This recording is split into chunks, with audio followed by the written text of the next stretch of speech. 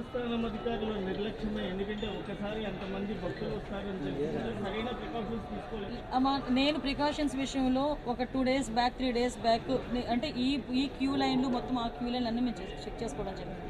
ఇది unfortunate thing. అక్కడ గోడ ఉంది. ఆ గోడ పిల్లర్తో కట్టాడా, సిమెంట్తో కట్టాడా, బ్రిక్తో కట్టాడా అన్నది ఎవరు కూడా మేము చూసుకోవడానికి మాకు. కానీ విషయం ఏంటవుతుందంటే అక్కడ విపరీతంగా వర్షం పడింది. మీకు తెలుసు, మీరు ఆ టైంలో ఉన్నారు. నేను కూడా వర్షంలో తడుచుకుని దర్శనం చేసుకుని వచ్చాను. ఇలా ఇన్ఫర్మేషన్ వచ్చింది గోడ కూలిందని. 1 or 2 ఇంజురీస్ అన్నారు. అయినప్పటికీ కూడా నేను వచ్చి చూస్తానని చెప్పి నేను పుట్అవుట్ని వచ్చాను. అప్పటి నుంచి ఇప్పటి వరకు మేము ఇక్కడే ఉండడం జరిగింది.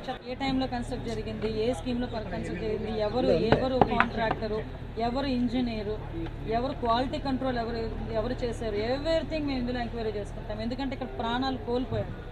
ఈజీగా వదిలేయాల్సిన అవసరం ఏం లేదు. గవర్నమెంట్ కూడా చాలా సీరియస్గా ఉంది. అన్ని కోణాల్లో నుంచి కూడా మేము విచారణ జరుపుతాం. ఎవరైతే బాధ్యులు ఉన్నారో బాధ్యులు కఠినంగా శిక్షించే ప్రక్రియ